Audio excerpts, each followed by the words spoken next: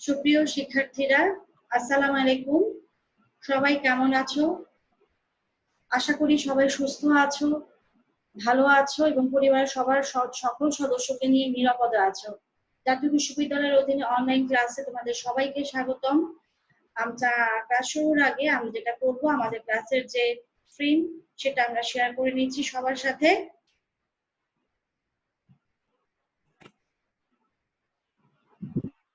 আমাদের কোর্সের নাম হচ্ছে কৃষি এবং গ্রামীণ অর্থনীতি। এটি আমাদের চতুর্থ লেকচার। আর আজকে আমরা যে চ্যাপ্টারটা পড়বো, যে অধ্যায় পড়বো, সেই অধ্যায় শিরোনাম হচ্ছে দ্বৈত অর্থনীতি মডেল সমূহ।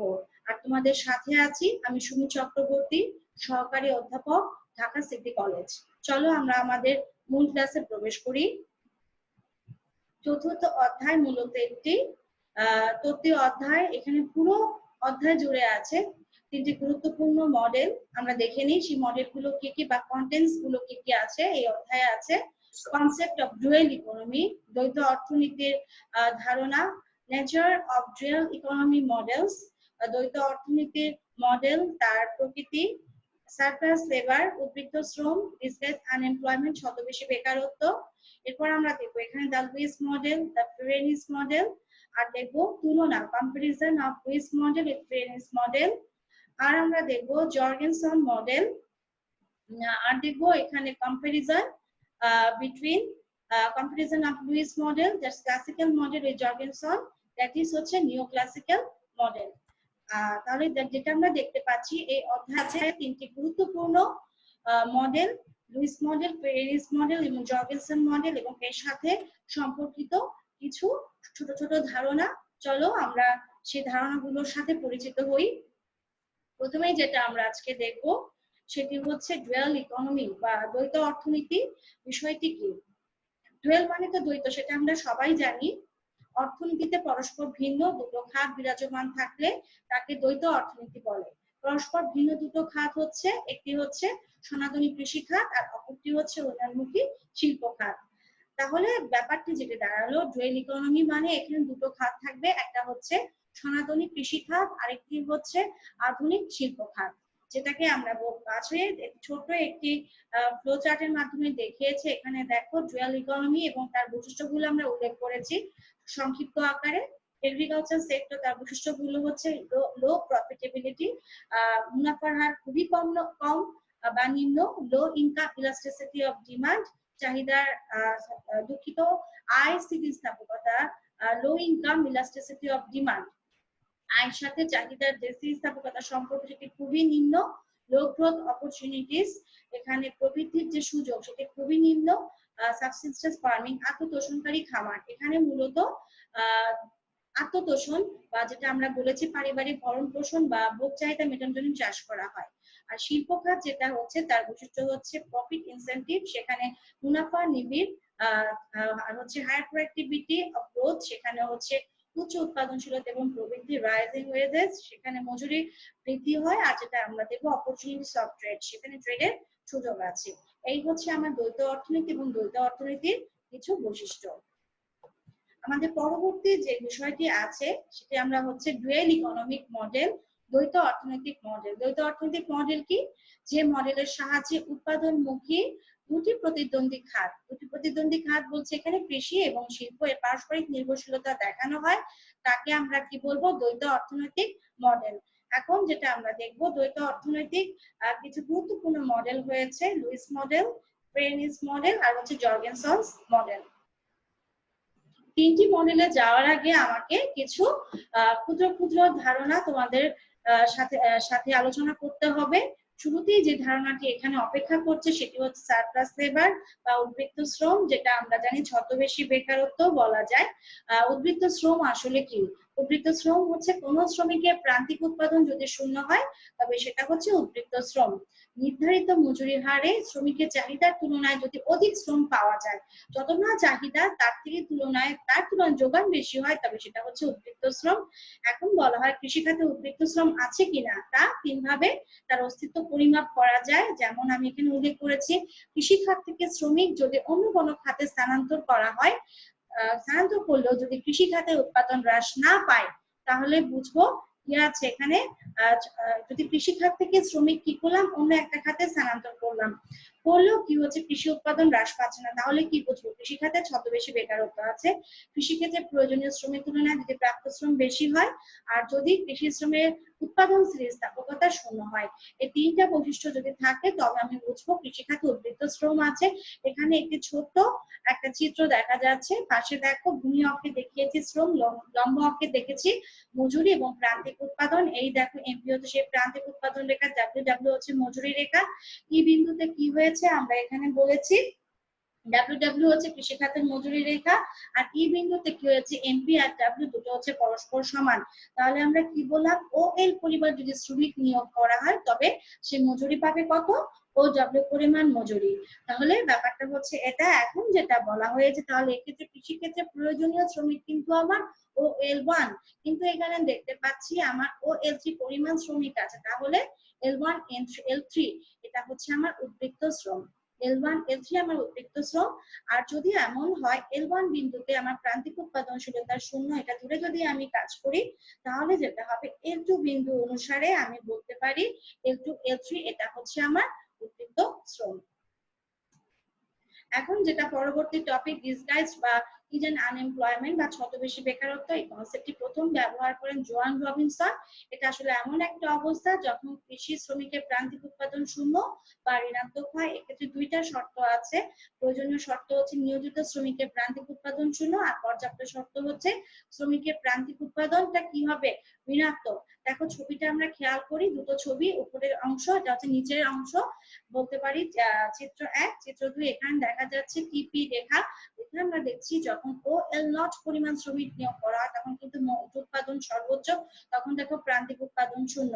এরপর তুমি যদি আরো শ্রমিক বাড়াও ও এল নট থেকে এল ওয়ান করো, সেক্ষেত্রে দেখো আমার মোট উৎপাদন রেখা কিন্তু এটা নিচে নেমে যাচ্ছে, আর এমপি এল রেখা এটা দেখো ঋণাত্মক হয়ে যাচ্ছে। তার মানে এল নট বিন্দুতে প্রান্তিক উৎপাদন শূন্য, আর এল ওয়ানে আমরা কি বলছি ঋণাত্মক। তার মানে এই পরিমাণ যে শ্রম এল নট এল ওয়ান এটি হচ্ছে আমার ডিসকাসড আনএমপ্লয়মেন্ট। এখন আমরা মূল মডেলে চলে যাচ্ছি, যেখানে বলা আছে Lewis model of unlimited supply of labour in agriculture. Lewis model পুরো নাম হচ্ছে প্রফেসর ডক্টর আর্থার লুইস। তিনি 1954 সালে তার economic development with unlimited supply of labour নামক প্রবন্ধে দ্বৈত অর্থনীতির মাধ্যমে অর্থনৈতিক উন্নয়নের বিষয়টি ব্যাখ্যা করেন। দ্বৈত অর্থনীতি অবশ্যই কৃষি এবং শিল্প খাত। দ্বৈত অর্থনৈতিক কাঠামোতে কৃষি খাতের উদ্বৃত্ত শ্রম পুঁজিবাদী খাতে স্থানান্তরের মাধ্যমে অনুন্নত দেশের অর্থনৈতিক উন্নয়ন সম্ভব। তার মানে অনুন্নত দেশের অর্থনৈতিক উন্নয়ন সম্ভবের কিভাবে করা যায় সে সম্পর্কে লুইস যে বক্তব্য রেখেছেন, কৃষি খাতে যে উদ্বৃত্ত শ্রম থাকে সেটা যদি আমরা পুঁজিবাদী খাতে স্থানান্তর করে দিই তবে কি হবে, আমার উন্নত দেশে অর্থনৈতিক উন্নয়ন সম্ভব হবে। এখন যেটা আমরা দেখছি এই মডেলে কিছু অনুমিত শর্ত আছে। অনুমিত শর্তগুলো কি, দেখো কৃষি খাতে শ্রমের যোগান অসীম, আর যেটা আমরা বলেছি কৃষি খাতে শ্রমিকের প্রান্তিক উৎপাদন শূন্য বা ঋণাত্মক, কৃষি হতে শিল্প খাতে শ্রমের অবাধ স্থানান্তর হবে। কৃষি খাতে কিন্তু শ্রমের মজুরি স্থির এবং তা গড় উৎপাদনের সমান, মানে কৃষি খাতে গড় উৎপাদন অনুসারে মজুরি দেওয়া হয়। আর পুঁজিবাদী খাতে সৃষ্ট যে মূলধন সেটা মূলধন গঠনের প্রধান উৎস। পুঁজিবাদী খাতে অবশ্যই প্রান্তিক উৎপাদন অনুসারে মজুরি দেওয়া হয়। আর এখানে একটা বদ্ধ অর্থনীতি, মানে এখানে কোনো আন্তর্জাতিক বাণিজ্য নেই। শুরুতে যেখানে বলেছি এখানে আসলে দুটো খাত হয়েছে, একটা হচ্ছে সনাতনী সাবসিস্টেন্স সেক্টর আত্মতোষণকারী খাত, আর একটা হচ্ছে আমার ক্যাপিটালিস্টিক সেক্টর বা পুঁজিবাদী খাত। আচ্ছা, প্রথম যে ছবিটা অপেক্ষা করছে আমরা আসলে চিত্রটি ব্যাখ্যা করি। আচ্ছা, ব্যাখ্যা করার জন্য যেটা করতে হবে, চিত্রের ফিগার এ এটা হচ্ছে আমার ফিগার বি। ফিগার এ এটা হচ্ছে উপরের অংশ, এটি হচ্ছে নিচের অংশ। উপরের অংশে কি দেখাচ্ছে, এই দেখো এটা হচ্ছে কিন্তু মোট উৎপাদন রেখা, যেটা কৃষির উপর নির্ভর করে শ্রমের উপর। এখানে কিন্তু মূলধন স্থির, কৃষিখাতে মূলধনের পরিমাণ স্থির। আচ্ছা, কৃষিখাতে কি হয়েছে, ও এল এফ পরিমাণ, এখানে labour force, L F for labour force, এখানে লেবার ফোর্স আছে এবং তার মোট উৎপাদনের পরিমাণ, খাদ্য উৎপাদনের পরিমাণ হচ্ছে ওটি। আচ্ছা, উপরের অংশের সাথে সম্পর্ক রেখে আমরা অবশ্যই নিচের অংশটা অঙ্কন করতে পারি। এখানে দেখো আমরা তো প্রোডাকশন চ্যাপ্টার পড়েছি, মেয়েরা আমার শিক্ষার্থীরা আমরা প্রোডাকশন চ্যাপ্টার পড়েছিলাম, মনে আছে সবার? শিক্ষার্থীরা প্রোডাকশন চ্যাপ্টার কিন্তু পড়েছিলাম, তাই তো? আচ্ছা, সেখানে কিন্তু আমরা পড়েছিলাম কি, সেখানে কি আছে, এমপি আর গড় উৎপাদন তার সম্পর্ক আমরা কিন্তু পড়েছিলাম মাইক্রো ইকোনমিক্সে, সেটাও কিন্তু এখানে আছে। তাহলে যেটা আমরা দেখছি এইখানে যেটা আমরা দেখবো LF, খেয়াল করো এই বিন্দুতে কিন্তু শ্রমের প্রান্তিক উৎপাদন শূন্য, শ্রমের প্রান্তিক উৎপাদন শূন্য, তার মানে যেটা বলা হয়েছে এরপরে কিন্তু আর উৎপাদন সম্ভব না। তাহলে যেটা বলা হয়েছে কৃষিখাতে শ্রমিকের গড় মজুরি কিভাবে দেওয়া হয়, গড় উৎপাদন অনুসারে, তাহলে হচ্ছে মোট উৎপাদন ডিভাইডেড বাই এখানে হচ্ছে মোট শ্রমিক ওটি বাই OLM, হচ্ছে কৃষিখাতের মজুরি। এখন যেটা আমরা অপেক্ষা করছি এখানে দেখো পরবর্তী যেটা, এটা হচ্ছে ক্যাপিটালিস্টিক খাত। এখানে ক্যাপিটালিস্টিক খাতে কি আছে, এখানে দেখো চিত্রে দুটো অংশ, উপরের অংশ এখানে নিচের অংশ। উপরের অংশ দেখো ভূমি অক্ষে দেখিয়েছি আমি শ্রমিক, আর লম্ব অক্ষে আমি দেখিয়েছি ম্যানুফ্যাকচার মানে ওই খাতের উৎপাদন, শিল্প খাতের উৎপাদন, আর নিচে দেখিয়েছি ভূমি অক্ষে এখানে দেখো অবশ্যই শ্রম, আর লম্ব অক্ষে দেখিয়েছি আমি শিল্প খাতে মজুরির পরিমাণ। এখন যেটা হয়েছে যখন এখানে আমরা যেটা বলি শিল্প খাতে কিন্তু আমরা মূলধন ব্যবহার করি, শুধুমাত্র শ্রম না, এখানে মূলধনও থাকে এবং এখানে মূলধনের পরিমাণ বাড়ানো সম্ভব। এই যে TPM রেখা, এম ফর ম্যানুফ্যাকচারিং, মানে মোট উৎপাদন, শিল্প খাতের মোট উৎপাদন, K1 হচ্ছে প্রাথমিক মূলধন। আচ্ছা, এখানে যেটা বলা হয় মূলধনকে কিন্তু সি দিয়েও ইন্ডিকেট করা যায়, যেহেতু অনেকে ভাবে মূলধন ক্যাপিটাল ফর সি, বাট এখানে C for not capital, C for কিন্তু কস্ট, এটা আমাদের মাথায় রাখতে হবে। সেজন্য সি না লিখে আমরা এখানে লিখেছি কে, কে ফর ক্যাপিটাল বা মূলধন।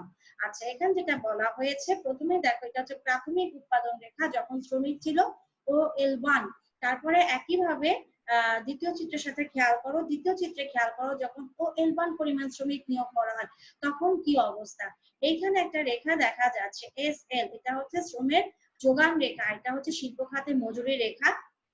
আর OA এটা হচ্ছে কি, এটা হচ্ছে আত্মতোষণ স্তরের মজুরি, যেটা কি পায় এখানে দেখো এই চিত্রে দেখো OA এটা হচ্ছে আত্মতোষণ স্তরের মজুরি বা কৃষি খাতের মজুরি, আর এটা হচ্ছে কৃষি খাতের মজুরি, আর OW হচ্ছে শিল্প খাতের মজুরি প্রায় 30% বেশি। যেহেতু মজুরি বেশি তো শিল্প খাতের শ্রমের যোগান অসীম হবে। দেখো রেখাটা ভূমি অক্ষের সমান্তরাল, যেটা আমরা অনুমিত শর্তেও বলেছিলাম। এখন যেটা আমরা বললাম এই যে রেখাটা D1 Q1 রেখা, এটা কি, এটা হচ্ছে এমপি রেখা বা শ্রমের চাহিদা রেখা, এটা হচ্ছে এমপি রেখা বা শ্রমের চাহিদা রেখা। এমপি রেখা কেন, এটা পারফেক্ট কম্পিটিশনের সূত্র অনুসারে আমরা বলতে পারি এমপি, এটা হচ্ছে এমপি হচ্ছে এটা হচ্ছে ডিমান্ড কার্ভ। আমরা এখানে বলা হচ্ছে শ্রমের চাহিদা রেখা এখানে দেখিয়েছি। আর এখানে খেয়াল করো যখন আমি বলছি যখন OL পরিমাণ শ্রমিক নিয়োগ করা হয় তাহলে মোট উৎপাদন তাহলে কত, OL1 FD1, OL1 শ্রমিক অবস্থায় মোট উৎপাদন হচ্ছে OL1 FD1, এক্ষেত্রে তারা মজুরি পাচ্ছে, তাদের মোট আয় হচ্ছে OL1 FW। তাহলে এই যে ত্রিভুজের যে অংশটা আমরা দেখতে পাচ্ছি সমকোণী WFD1, এটা হচ্ছে আমার কি শিল্প খাতে উদ্বৃত্ত। এটা কি করবে, তারা আবার পুনর্বিনিয়োগ করবে। পুনর্বিনিয়োগ যদি করা হয় সেক্ষেত্রে মূলধন আরো বাড়বে, তখন কি হবে, মোট উৎপাদন রেখা আরো উপরের দিকে যাবে, এক্ষেত্রে শ্রমিকের সংখ্যা আরো বাড়বে। সেই ক্ষেত্রে দেখা যাবে দ্বিতীয়বার যেটা হবে, যেহেতু শ্রমিকের সংখ্যা এখানে বাড়বে তাহলে কি হবে, এক্ষেত্রে দ্বিতীয়বার আবার উদ্বৃত্ত দেখা দিবে WGD2। এই WGD2 যখন উদ্বৃত্ত পাবো এটা আমি আবার পুনর্বিনিয়োগ করব, পুনর্বিনিয়োগ করলে যেটা হবে তখন নতুন করে উৎপাদন আরো বাড়বে, সেটা হবে TMPK3। এই যে আমি আবার সেটা পাবো, উদ্বৃত্ত পাবো শিল্প ক্ষেত্রে, সেটা কত আমি পাবো, এই যে WHD3। এভাবে কি হচ্ছে কৃষি খাতের শিল্প খাতে কি হচ্ছে যে উদ্বৃত্ত সৃষ্টি হচ্ছে, তা বারবার কি হচ্ছে পুনর্বিনিয়োগ সৃষ্টি হচ্ছে, এবং এটা হতে হতে একসময় যেটা হবে এক্ষেত্রে কিন্তু শিল্প খাত আস্তে আস্তে যেহেতু অগ্রসর হবে, কৃষি খাত উন্নতি হবে। এক্ষেত্রে যেটা একটা কথা আমরা বলতে চাচ্ছিলাম, এটা কতক্ষণ পর্যন্ত চলবে, স্থানান্তর কতক্ষণ পর্যন্ত চলবে, যতক্ষণ না পর্যন্ত আমরা বলেছি আমার এই খাতের যেটা আমরা বলেছি উদ্বৃত্ততা না শেষ হবে, ততক্ষণ পর্যন্ত এই ধরনের মূলধন স্থানান্তর প্রক্রিয়া চলতেই থাকবে। এখন যেটা আমরা দেখবো, একটা মডেল করেছি, মডেলের তো কিছু সমালোচনা থাকবে, সমালোচনার বাইরে তো কোনো মডেল নাই। সমালোচনা যদি বলতে চাই তোমাদের মনে রাখার জন্য আমরা বলেছি অনুমিত শর্ত যেগুলো সেগুলোকে কিন্তু আমরা মডেল হিসেবে ধরতে পারি। অনুমিত শর্ত কি আমরা মডেল হিসেবে ধরতে পারি, সেই অনুমিত শর্তগুলো আমরা একটু দেখে নিই। কি বললাম, এটা দেখো কৃষি খাতে শ্রমের যোগান অসীম। এমন অনেক দেশ আছে কিন্তু সেখানে কিন্তু শ্রমের যোগান অসীম না। আমরা সামনে উদাহরণ দেখবো। এখানে কি বলেছে, আহ যেটা বলেছে আন্তর্জাতিক বাণিজ্য নাই। আন্তর্জাতিক বাণিজ্য ছাড়া কিন্তু আমরা কোনো অর্থনীতি ভাবতে পারি না। আন্তর্জাতিক বাণিজ্যবিহীন কিন্তু কোনো অর্থনীতি হয় না। এটা একটা বড় সমালোচনা। আর যেটা আমরা এখানে বলেছি, এখানে ছদ্মবেশী বেকারত্ব আছে, তাই না? কৃষিখাতে ছদ্মবেশী বেকারত্ব। যদি এমন হয় ফসলের মৌসুম, সেখানে সবাই মিলে শুধু ফসলের সাথে জড়িত, সেই সময় কিন্তু কোনো ছদ্মবেশী বেকারত্ব থাকে না, তখন কিন্তু ইউজ মডেলটা কাজে দেয় না। আর যেটা বলেছি আমরা, বিভিন্ন সংস্কৃতিগত বাধা আছে। আমি একদম গ্রাম কৃষি থেকে শিল্প, গ্রাম থেকে শহরাঞ্চলে আমি শ্রমিক স্থানান্তর করি, বিভিন্ন সংস্কৃতিগত বাধা আছে। এই সংস্কৃতিগত বাধার কারণে কিন্তু শ্রমিক স্থানান্তর সবসময় সম্ভব হয় না। এখন যেটা দেখবো, অনুন্নত দেশে এই লুইস মডেল কি আদৌ প্রয়োগযোগ্য কিনা আমরা সেটা একটু দেখে নিই। দেখো, শুরুতেই যেটা আমরা এখানে বলেছি কি, অনুমিতি গুলো অবাস্তব। অনুমিতি গুলো কেন অবাস্তব আমরা বলেছিলাম না? অনুমিত গুলো কি কি ছিল, অনুমিত শর্তগুলো আমাদের তো সবাই মনে আছে। ওখানে আমরা বলেছিলাম শ্রমের অসীম সরবরাহ, শ্রমের প্রান্তিক দক্ষতা শূন্য, শ্রমিকের প্রান্তিক দক্ষতা শূন্যের সমান। তারপরে বলেছিলাম ওখানে কি আছে, শ্রম গতিশীল, সহজেই স্থানান্তর করা যায়। কিন্তু শ্রম তো গতিশীল না, সহজ না, এটা আমরা জানি। দেখো, সামাজিক ও ধর্মীয় কারণে কিন্তু শ্রম গতিশীল হয় না। বাস্তব গবেষণা যেটা হয়েছে, এখানে যেটা বলা হয়েছে, প্রি এবং ভেনিস ওনারা কি করেছেন, তাইওয়ান এবং কোরিয়ার উপর গবেষণা করেছেন। করে যেখানে দেখেছেন সেখানে কিন্তু শ্রমিক যোগান অসীম ভাবে স্থিতিস্থাপক না, যা আমাদের সেখানে শ্রমিক পাওয়া যায় না। তারপর দেখো, এখানে বলা হয়েছে শ্রম মূলধন অনুপাত। এখানে যেটা বলা হয়েছে, উচ্চ মজুরির হারে কিন্তু শ্রম মূলধন অনুপাত কম হয়, এমন অনেক দেশ আছে। তাইওয়ান কোরিয়ার কথাই আমরা বলেছি। তারপর এখানে বদ্ধ অর্থনীতি, দক্ষ উদ্যোক্তার অভাবের কথা একটা কথা বলা হয়েছে। দক্ষ উদ্যোক্তা কিন্তু প্রয়োজন। উন্নত দেশে কিন্তু দক্ষ উদ্যোক্তা নাই, ওনারা বলেছেন উদ্যোক্তারা দক্ষ হবে।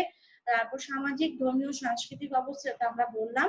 এগুলো হচ্ছে এই কারণে উন্নত দেশে লুইস মডেল মানে সঠিকভাবে বা সফল মানে সর্বত দিক থেকে কিন্তু সফল হয় না।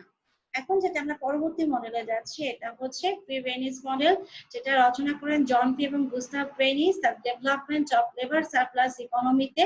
ওখানে উনি একই কথা বলেছেন, উন্নত দেশে অতিরিক্ত শ্রম কাজে লাগিয়ে উৎপাদন নিয়োগ বৃদ্ধির মাধ্যমে উৎপাদন ও নিয়োগ বৃদ্ধি করা যায় এবং কৃষিখাতে উন্নয়ন করা যায়। এখানেও দ্বৈত খাত আছে, কৃষি এবং শিল্প। ভূমি যোগান যথারীতি সীমাবদ্ধ। উৎপাদন, কৃষি উৎপাদন কিন্তু জমি ও শ্রমের উপর নির্ভর করবে। এখানে কোনো আন্তর্জাতিক বাণিজ্য নেই। কৃষি ক্ষেত্রে কিন্তু মূলধনের কোনো কেন্দ্রীকরণ নাই। এখানে যেহেতু দুটো খাত আছে, আমরা সরাসরি দুটো খাতের ছবিতে চলে যাই। প্রথম যে ছবিটা খেয়াল করো, জেড নট, এটা হচ্ছে কৃষি ক্ষেত্রে জমির পরিমাণ স্থির। এটা হচ্ছে উৎপাদন সম্প্রসারণ পথ বা এক্সপানশন পথ। এবিসি যে রেখাটা দেখা যাচ্ছে, এটা হচ্ছে আমার কি, যত সম উৎপাদন রেখা। আচ্ছা, টিপি রেখাটা হচ্ছে কৃষিক্ষেত্রে মোট উৎপাদন রেখা। এখন বলা হয়েছে যখন ON পরিমাণ শ্রমিক নিয়োগ করা হয় তখন কিন্তু কৃষি উৎপাদন সর্বোচ্চ হয়, N1M।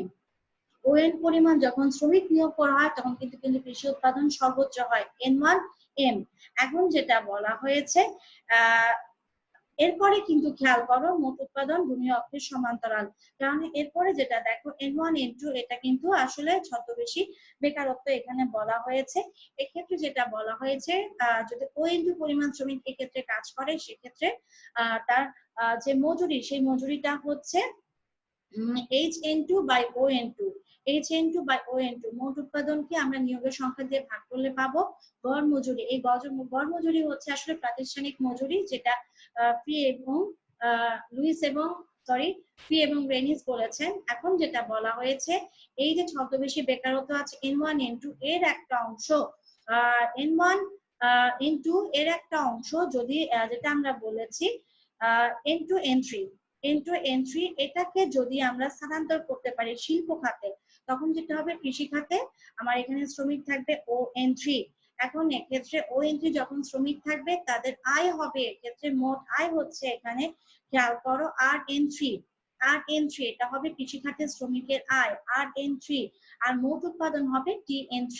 তাহলে কি TR কি হবে, কৃষি খাতের উদ্বৃত্ত। এই কৃষি খাতের উদ্বৃত্তটা কি করা যাবে, শিল্প খাতে শ্রমিকদের ভোগ ব্যয়ের কাছে ব্যবহার করা যাবে। বুঝতে পেরেছি সবাই? শিক্ষার্থীরা কি সবাই বুঝতে পেরেছো ছবিটা, গ্রাফটা? জি ম্যাম। আমি সেটা শুনতে চাচ্ছিলাম। তোমাদের অংশগ্রহণ অত্যন্ত জরুরি, তোমাদের জন্য এই ক্লাস। আচ্ছা, এখন যেটা আমরা বললাম, তাহলে যেটা হলো ওএনটি পরিমাণ যখন শ্রমিক নিয়োগ করা হয় তখন হচ্ছে টিআর হচ্ছে আমার উদ্বৃত্ত, এটা কি করা সম্ভব? শিল্প খাতে স্থানান্তর করা সম্ভব। একইভাবে কৃষি খাতে উদ্বৃত্ত শিল্প খাতে স্থানান্তর করা যায়। এখন আমরা পরবর্তী ছবিতে চলে যাই, যেটা গ্রাফে আমরা বলেছি ইন্ডাস্ট্রিয়াল সেক্টর, শিল্প খাত। এখানেও দেখো চিত্রের উপরের অংশ নিচের অংশ, Q0, Q1, Q3 এরা সবাই হচ্ছে আইসোকুয়ান্ট মানে সম উৎপাদন রেখা। আমাদের সুপরিচিত চিত্র আমরা মাইক্রো ইকোনমিক্স এ পড়েছি। ওএন হচ্ছে নিয়োগের পরিমাণ, আর এখানে হচ্ছে কে তো বোঝাই যাচ্ছে ক্যাপিটাল, এখানেও ভূমি অক্ষে আছে নিয়োগ, লম্ব অক্ষে আছে শিল্প খাতের মজুরি। এখন যেটা হচ্ছে W0NS, এটা হচ্ছে শিল্প খাতে শ্রমের যোগান রেখা। খেয়াল করো W0C পর্যন্ত কিন্তু শ্রম পাওয়া যাচ্ছে। কেন? কৃষিখাত থেকে শিল্প খাত, কৃষিখাতে যে উদ্বৃত্ত শ্রম, এটা আমরা দেখাচ্ছিলাম প্রথমে N2 N3 এটা, তারপর N1 N3 এগুলো সব তো আমি শিল্প খাতে নিয়ে আসছি, তাই তো? পাওয়া যাবে। তারপর সি বিন্দুর পরে কিন্তু এই উদ্বৃত্ত শ্রম আর পাওয়া যাবে না, তখন বেশি শ্রম পেতে গেলে বেশি মজুরি দিতে হয়। এর জন্য এর সি বিন্দুর পর রেখাটা কিন্তু উপরের দিকে চলে গেছে।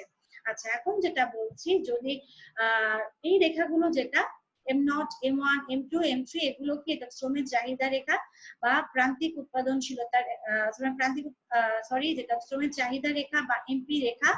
এখন যেটা হয়েছে, যদি ওএন পরিমাণ শ্রমিক নিয়োগ করা হয় তবে সেক্ষেত্রে যেটা আমরা দেখেছি, এক্ষেত্রে ওএন পরিমাণ যখন শ্রমিক নিয়োগ করা হয় সেক্ষেত্রে কৃষি খাতে সরি শিল্প খাতে উদ্বৃত্ত হবে এই যে শেডেড এরিয়াটা, এখানে এই যে একটা অঞ্চল দেখা যাচ্ছে W0AS, W0AS এটা হচ্ছে কি কৃষি খাতের কি, এটা হচ্ছে সরি শিল্প খাতের মুনাফা, এটা হচ্ছে শিল্প খাতের মুনাফা বা প্রফিট। এখন যেটা আমরা বলি, যদি আমার শিল্প খাতে প্রাথমিক মূলধনকে আমি K0 ধরি, শিল্প খাতের প্রাইমারি যেটা প্রাথমিক মূলধনকে যদি আমি K0 ধরি, আর যেটা বলা হয়েছে এই যে এটা আমি যে বললাম মুনাফা, এই মুনাফাটাকে যদি আমি যেটা বলা হয়েছে বা যদি পাই ধরে নিই, এই যে SW0 এটাকে যদি পাই ধরি, আর যদি উদ্বৃত্ত, এটা আমরা কৃষি খাত থেকে নিয়ে এসেছিলাম, কৃষি খাতের উদ্বৃত্তকে যদি আমি এস ধরি বা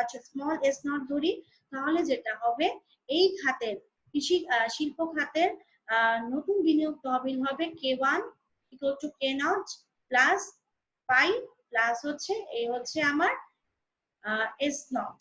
আমি কি বুঝতে পেরেছি? আমি একটু আবার বলছি, একটু বিষয়টা একটু জটিল, আমি একটু তোমাদের ক্লিয়ার করে দিচ্ছি। এখানে বলেছে কৃষি খাতের শিল্প খাতে যখন ওএন পরিমাণ নিয়োগ করা হয় তখন এই যে মুনাফাটা রইল যে SW0A, কৃষি খাতে শিল্প খাতে যে অর্জিত মুনাফা, এই মুনাফাকে যদি আমরা পাই ধরি, আর প্রাথমিক মূলধন যদি K0 ধরি, আর যদি বলা হয় প্রাথমিক সরি কৃষি খাতের যে উদ্বৃত্ত সেটাকে যদি আমি S0 ধরি, তাহলে নতুন বিনিয়োগযোগ্য তহবিল হবে K1 equal to K0 plus হচ্ছে পাই প্লাস হচ্ছে আমার S0। এভাবে করে আমরা নতুন M1 রেখা পাবো, নতুন M2 রেখা পাবো, নতুন M3 রেখা পাবো। এইভাবে করে কি হবে অর্থনীতি, যেটা আমরা বলেছি আমার যে উৎপাদন সেটা বৃদ্ধি পাবে, এবং যেটা হয় এই প্রক্রিয়াটা ততক্ষণ পর্যন্ত চলবে যতক্ষণ পর্যন্ত আমরা বলেছি আমার উদ্বৃত্ত শ্রম, এবং যেটা আমরা বলেছি উদ্বৃত্ত কৃষি থেকে উদ্বৃত্ত পাবো, ততক্ষণ পর্যন্ত চলতেই থাকবে। আচ্ছা, আরেকটা যে ছবি, এটা হচ্ছে দুটো সেক্টরকে একসাথে করে এই গ্রাফটা করা হয়েছে। দেখো agriculture surplus as wage fund, কৃষি খাতের যে উদ্বৃত্ত সেটাই হচ্ছে আসলে শিল্পের মজুরি। এই উপরের অংশটা কিন্তু শিল্প খাতের, এটা কিন্তু কৃষি খাতের। কৃষি খাতের দেখো মোট উৎপাদন হচ্ছে আসলে OCX, এক্ষেত্রে আমার নিয়োগের পরিমাণ কিন্তু ON2, কিন্তু যেটা আমরা বলেছি ON2 পুরোটা আমার নিয়োগ থেকে ছদ্মবেশী বেকার আছে, GN2 এই ছদ্মবেশী বেকার বা অতিরিক্ত যে শ্রম কৃষি খাতে, এটা যদি আমি শিল্প খাতে স্থানান্তর করে দিই, যদি OG প্রাইম হয়, এবং কৃষি খাতের যে আমরা দেখেছিলাম অতিরিক্ত উদ্বৃত্ত, যে এটা কি করতে পারি, আমার এই যে শ্রমিকদের আমি শিল্প খাতে নিয়ে আসলাম, এই উদ্বৃত্তটা কি করতে পারি, আমি শিল্প খাতের মজুরি তহবিল হিসেবে দিতে পারি। যদি সেটা করা হয় তাহলে প্রতিটা পর্যায়ে দেখো আমার উৎপাদন কিন্তু বাড়বে। আর এখানে দেখো আরো যে উদ্বৃত্ত ছিল GA, এটা যদি আমি আবার শিল্প খাতকে দিয়ে দিই তাহলে সেখানে শ্রমিক নতুন আসবে, দেখো জি প্রাইম এফ, আর এখানেও কিন্তু জিসি, এটা হচ্ছে উদ্বৃত্ত কৃষি খাতে, এটা আমি শিল্প খাতের শ্রমিকদের ভোগের জন্য দিয়ে দিলাম।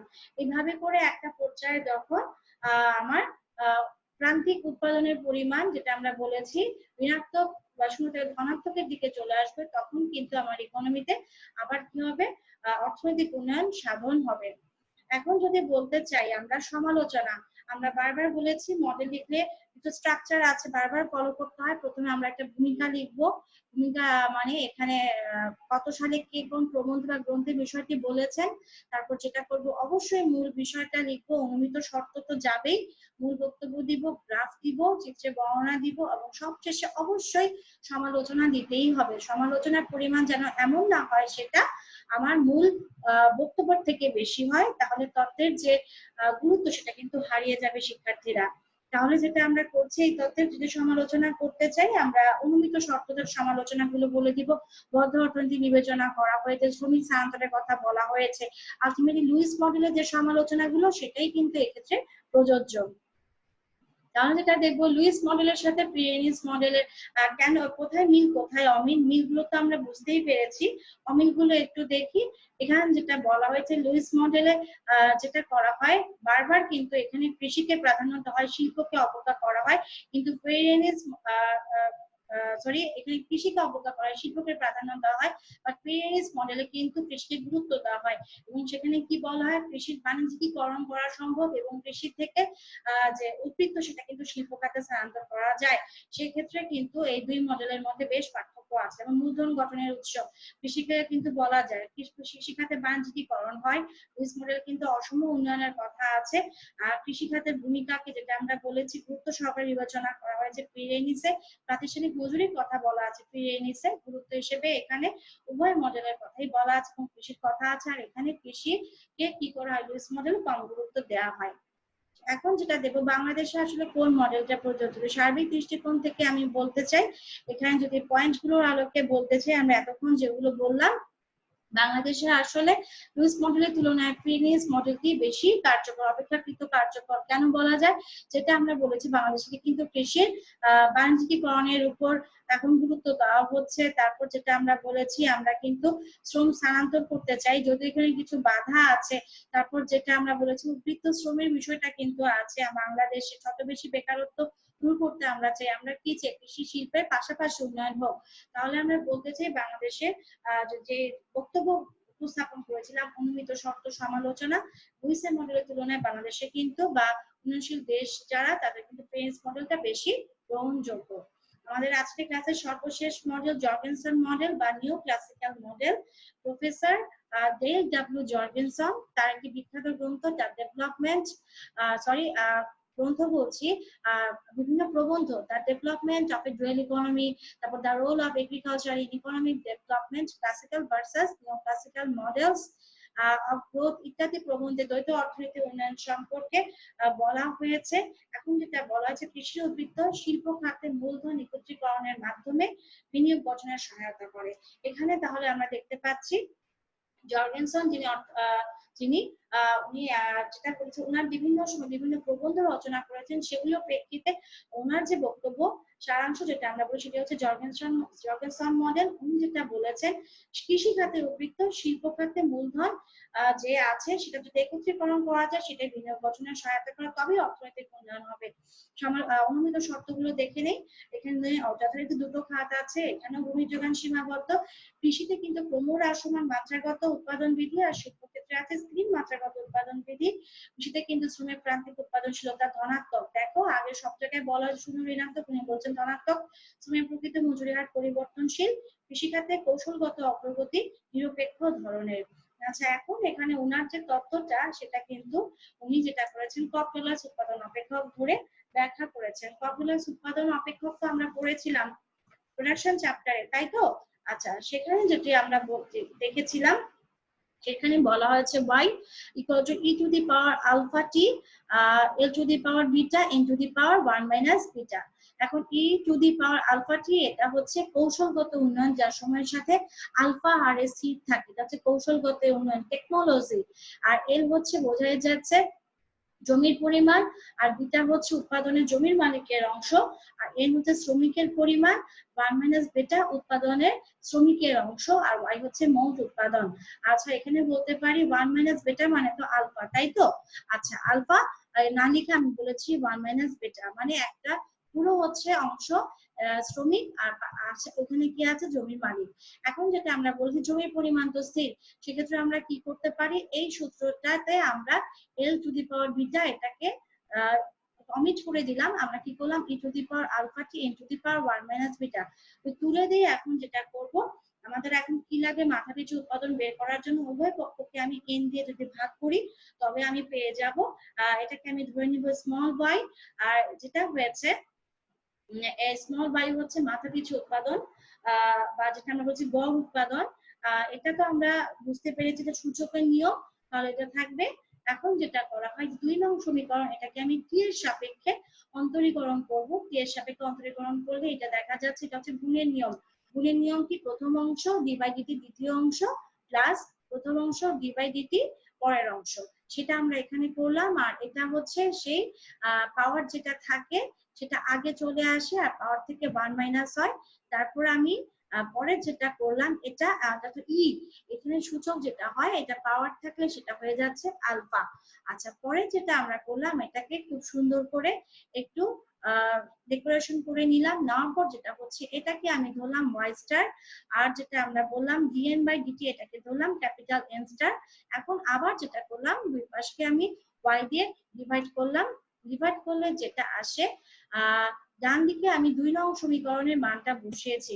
2 নং সমীকরণে একটা মান ছিল স্মল ওয়াই এর মান, সেই মানটা এখানে আমি বসিয়ে দিলাম। দেখো স্মল ওয়াই এর মান এখানে যদি বসাই তাহলে যদি ক্যালকুলেশন করি তাহলে যেটা আসে এখানে কাটা চলে যায় এটা, আর যেটা হয়েছে এই অংশটাকে আমি ধরে নিলাম 1 - বেটা এটা, তারপরে এটা ধরে এখানে Y star equal to alpha - beta এটা into the Y into Y, এটা হচ্ছে আমার শেষ সমীকরণ। এই সমীকরণটা এত কষ্ট করে কেন বের করলাম, জর্গেনসন যেটা বলেছেন যদি এমন হয় আলফা মাইনাস বিটা ইনটু এটা into alpha minus beta into এটা ইনটু হোল ইনটু ওয়াই যদি লেস দেন 0 হয়, মানে আলটিমেটলি এই ওয়াই বাদে এই পুরো যে অংশটা এই মানটা যদি আমার লেস দেন 0 হয় তবে আমি বলবো কৃষি খাতে নিম্ন স্তরের ভারসাম্য খাত আছে। নিম্ন স্তরের ভারসাম্য খাত মানে এখানে মাথা পিছু খাদ্য উৎপাদন স্থির থাকলেও খাদ্যের যোগান একটি নির্দিষ্ট ধনাত্মক হারে বাড়তে পারে, মানে খাদ্যের যোগান ধনাত্মক হারে বাড়তে পারে। আর যদি এমন হয় উল্টো, এটা যদি গ্রেটার দেন 0 হয় তবে আমি বলবো যেটা বলা হয়েছে যদি এইটা এই মানটা যদি আমি বলা হয় গ্রেটার দেন 0 হয় তবে আমি বলবো কাম্য সুষম প্রবৃদ্ধি দেখা দিয়েছে, যেখানে মাথাপিছু উৎপাদন এবং জনসংখ্যা স্বাভাবিক বৃদ্ধি হয়েছে।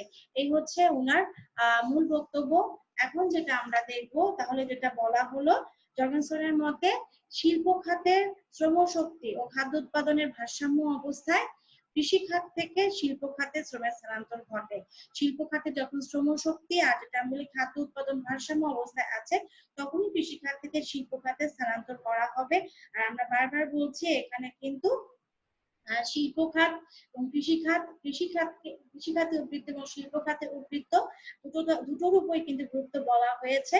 আর যেটা এখানে বলবো এই তত্ত্বের যে সমালোচনাগুলো আমরা একটু দেখে নিই। এখানে বলা হয়েছে জাপানি অর্থনীতির আলোকে কি করা হয়েছে, এখানে আলোচনা করা হয়েছে ইকোনমিটা। আর এখানে ভূমির যোগান সীমাবদ্ধ ধরা হয়েছে, কিন্তু অনেক সময় দেখা যায় কিন্তু ভূমির যোগানের পরিমাণ কিন্তু বাড়তেও পারে। তারপর যেটা বলা কৃষিতে ক্রমবর্ধমান এবং স্থির মাত্রাগত উৎপাদনের বিষয়টি কিন্তু উনি ব্যাখ্যা করেনি, শুধুমাত্র ক্রমহ্রাসমান প্রান্তিক উৎপাদন বিধি ব্যাখ্যা করেছেন, তিনি কিন্তু কৃষিক্ষেত্রে মূলধনের ব্যবহার দেখেননি। তিনি দেখিয়েছেন প্রান্তিক উৎপাদন ধনাত্মক, যেটা অনেক উন্নত দেশে ভাবাই যায় না। আর সেবা খাত বা যেটা আমরা বলেছি সেবা খাত কিন্তু পুরোপুরি এখানে উপেক্ষিত হয়েছে, কোথাও দেখায়নি। তাহলে যদি আমি কম্পেয়ার করি যদি দুটো মডেলের সাথে, যেটা তোমাদের আগে বলিনি লুইস এবং পেরেনি, সেটা হচ্ছে ক্লাসিক্যাল মডেল, আর জর্গেনসনের মডেল এটা হচ্ছে নিও ক্লাসিক্যাল মডেল। তাহলে দুটো মডেলের মধ্যে কম্পারিজন আর যদি বলি বাংলাদেশের মতো উন্নয়নশীল দেশে কোন মডেলটা বেশি সঙ্গতিপূর্ণ সেটা আমরা একটু দেখে নিই। এখানে যেটা আমরা দেখবো উভয় মডেলের মিল সমূহ, ক্লাসিক্যাল নিউ ক্লাসিক্যাল, দেখো দুটোতেই বলা হয়েছে দ্বৈত অর্থনৈতিক মডেল, আর দুটোতেই বলা হয়েছে দেখো ভূমির যোগান স্থির, কৃষি খাত থেকে শিল্প খাতে শ্রমিক স্থানান্তর করা যায়, একই রকম উৎপাদনশীল সম্পর্ক এখানে আছে। শিল্প উৎপাদনের বেলায় কিন্তু কোথাও ভূমিকে দেখায়নি। আর এখানে তারপর যেটা বলা আছে লেবার এবং ক্যাপিটালকে কিন্তু দেখিয়েছে। আর বদ্ধ অর্থনীতি এখানে বিবেচিত, আন্তর্জাতিক বাণিজ্যের কথা আসেইনি। এটা হচ্ছে তিনটা মডেলের মধ্যে মিল আর অমিল বা যেটা আমরা বলতে চাই শ্রমের প্রান্তিক উৎপাদন। দেখো ফ্রিয়েনিস আর লুইস তারা কিন্তু বলেছেন শ্রমের প্রান্তিক উৎপাদন ঋণাত্মক বা শূন্য, কিন্তু উনি কিন্তু বলেছেন ধনাত্মক। এটা একটা বড় একটা বিষয়। আর ছদ্মবেশী বেকারত্ব, এটা দেখো ফ্রিয়েনিস এবং লুইস কিন্তু বলেছেন ছদ্মবেশী বেকারত্ব আছে, কিন্তু উনি বলেছেন না ছদ্মবেশী বেকারত্ব নাই। তারপর দেখো প্রকৃত মজুরি হার নিয়ে যদি আমরা বলতে চাই, লুইস ফ্রিয়েনিস মডেলে কিন্তু প্রকৃত মজুরি হার স্থির, আমরা দেখেছি গ্রাফে, তাই না? মজুরি রেখাটা কিন্তু স্থির। আর এখানে যেটা বলা হয়েছে প্রকৃত মজুরির হার পরিবর্তনশীল। আর যদি কৃষি সম্পর্কিত বক্তব্য বলি, একটু খেয়াল করো, লুইস ফ্রিয়েনিস মডেলে বলা হয় কৃষি খাত থেকে শ্রমিক শিল্প খাতে যদি স্থানান্তর করা হয় তবে কৃষি খাতে কি হবে, যে শ্রমের পরিমাণ ওটা হ্রাস পাবে। উদ্বৃত্ত শ্রম যদি স্থানান্তর করে দেয় তখন কি হবে, কৃষি খাতে শ্রমের পরিমাণ হ্রাস পাবে। আর জর্গেনসন উনি কি বলেছে, যদি কৃষি উদ্বৃত্ত হ্রাস পায় তখন কিন্তু অর্থনীতির পতন হয়ে যাবে। এর জন্য সকল শ্রমশক্তিকে কিন্তু কৃষি খাতে আবার ফেরত নিয়ে আসতে হবে, কৃষি উদ্বৃত্ত কমানো যাবে না। কৃষি যদি উদ্বৃত্তের পরিমাণ কমে যায় তবে কিন্তু অর্থনীতির পতন হবে অনিবার্য। তারপর দেখো বিনিয়োগ সম্পর্কিত বক্তব্য যদি আমরা বলি, লুইস ফ্রিয়েনিস করেছেন, তারা কি বলেছেন কৃষি খাত থেকে শ্রম শিল্পে স্থানান্তরের মাধ্যমে কি বলেছেন শ্রমিকের প্রান্তিক উৎপাদন দক্ষতা বাড়বে। কৃষি খাত থেকে যদি অতিরিক্ত শ্রম শিল্প খাতে আমি স্থানান্তর করি তবে প্রান্তিক উৎপাদন দক্ষতা বাড়বে, তখন কিভাবে বিনিয়োগ বাড়বে। আর জর্গেনসন মডেল যেটা বলেছেন কৃষি খাতের যে উদ্বৃত্তটা আছে ওটা শিল্প খাতের যে মূলধন ওইটা যদি এক করা হয় তবে সেটা বিনিয়োগ গঠনের সহায়তা করবে। নিম্নস্তরের ভারসাম্যবাদের কথা আমি ওনার জর্গেনসনের মডেলে পাই, ওখানে এই সম্পর্কিত কোনো বক্তব্য ছিল না। আর জনসংখ্যা বৃদ্ধির হার, এটাকে যেটা বলে লুইস এবং ফ্রিয়েনিস মডেলে বলা হয়েছে এটা একটা বাহ্যিক উপাদান, এটা তেমন গুরুত্বপূর্ণ উপাদান না, কিন্তু যেটা আমরা দেখলাম জর্গেনসন মডেলে যেটা বলা হয় জনসংখ্যা বৃদ্ধির হারকে একটা উপাদান হিসেবে, গুরুত্বপূর্ণ উপাদান হিসেবে বিবেচনা করা হয়েছে। আজকের রেফারেন্স হিসেবে আমরা যে বইগুলো দিচ্ছি এটা স্ক্রিনে সবাই দেখতে পাচ্ছি। আর আজকে যথারীতি অধ্যায় শেষ করার আগে আমরা একটু রিভিউ করে নিই। আজকে আমরা কি কি বিষয় পড়লাম সেই বিষয়ে আমরা একটু আবার একবার দেখে নিচ্ছি। সেগুলো হচ্ছে আজকে আমরা পড়লাম ডুয়াল ইকোনমি, দ্বৈত অর্থনীতি কাকে বলে, দ্বৈত অর্থনীতির বৈশিষ্ট্য। আর পড়লাম হচ্ছে দ্বৈত অর্থনৈতিক মডেল, তিনটা মডেলের নাম আমরা জানলাম। তারপর জানলাম উদ্বৃত্ত শ্রম কাকে বলে, ছদ্মবেশী বেকারত্ব। আর জানলাম আমরা লুইস মডেল সম্পর্কে, যেখানে দুটো খাত আছে, যেখানে কিনা কৃষি খাতকে শুধুমাত্র বলা হয়েছে উদ্বৃত্ত শ্রম স্থানান্তর করা হবে। তারপর যেটা আমরা দেখলাম অনুন্নত দেশে লুইস মডেল প্রযোজ্যতা তেমন নেই। আর ফ্রিয়েনিস মডেলে যেটা আমরা দেখেছি এখানে কিন্তু কৃষি খাতে কিন্তু কৃষি উদ্বৃত্ত দেখা দেয়। এই কৃষি উদ্বৃত্তটা কিন্তু পরবর্তীকালে গ্রাফে আমরা দেখিয়েছিলাম, এই যে কৃষি উদ্বৃত্ত, এই যে কৃষি উদ্বৃত্তটা, এই যে আমি যে উদ্বৃত্ত শ্রমটা আমি স্থানান্তর করলাম শিল্প খাতে তার মজুরি বা ভোগ হিসেবে এটা কাজ করছে, এটা খুব গুরুত্বপূর্ণ একটি বিষয়। তারপর যেটা আমরা দেখলাম দুটো মডেলের মধ্যে তুলনা, যেটা আমরা দেখছি বাংলাদেশে আসলে কোন মডেলটা যায় সেটা আমরা দেখলাম। আর দেখলাম জর্গেনসন মডেলের আর নিউ ক্লাসিক্যাল মডেল হিসেবে এই মডেলের কিছু ম্যাথমেটিক্যাল টার্ম আমরা দেখলাম, আর দেখলাম দুটোর মধ্যে মিল।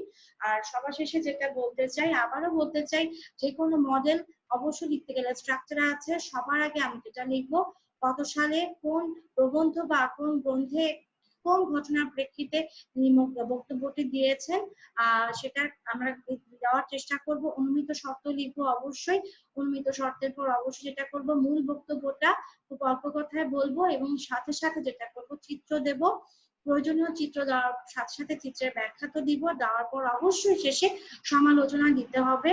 আমার সময় স্বল্পতার জন্য হয়তো স্লাইডে আমি সমালোচনা সেভাবে লিখে দেইনি, বা শিক্ষার্থীরা তোমরা অবশ্যই সমালোচনা করবে।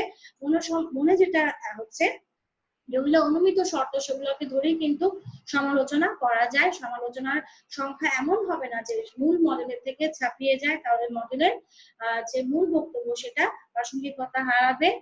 শিক্ষার্থীরা, আমাদের আজকের লেকচার বা আমাদের যে পাঠদান ক্লাস প্রায় শেষ থেকে 1 মিনিটেরও কম সময় আছে। তোমাদের কি কোনো কোশ্চেন আছে শিক্ষার্থীরা? ক্লাসে উপস্থিত শিক্ষার্থীরা, তোমাদের কোনো প্রশ্ন আছে? না ম্যাম। আচ্ছা ঠিক আছে, আমরা তাহলে আজকে ক্লাস থেকে বিদায় নিচ্ছি। আমরা সবাইকে আগামী ক্লাসের জন্য আমন্ত্রণ জানাচ্ছি। সবাই নিরাপদে থেকো, স্বাস্থ্যবিধি মেনে থেকো। অনেক ধন্যবাদ ক্লাসে থাকার জন্য। আমি এখন ওয়ালাইকুম আসসালাম, সবাইকে বিদায় জানাচ্ছি। ভালো থেকো, ধন্যবাদ।